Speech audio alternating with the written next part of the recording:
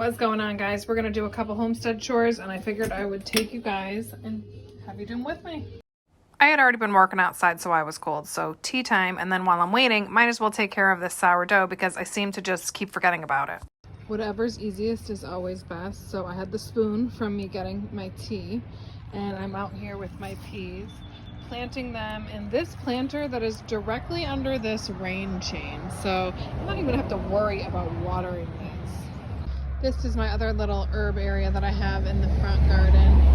And I just planted some peas right here. And even if they spill out the side, I figured that would be nice. Some peas is out here on my flagpole, and this grew cucamelons last year. So I'm sure this pot is depleted. So let's plant some peas back to get some benefits back in the soil. Look at you two snuggling. They are the cutest. Is that your little pillow, Marigold? Hi. Thank you for coming to pea near me. That's so nice of you. I got my final spot for the peas right here. I'm gonna get them planted.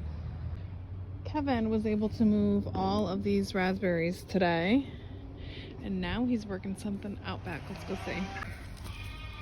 Found them. You're chopping more trees down? Yeah. So we transplanted all of our apple trees, and we got 2 new ones. These got damaged a bit when we moved them back here this season. We got these out of our veggie garden. That means we get no apples this year, but hopefully next year it'll be better. Let's just take a moment to appreciate this relaxing sound.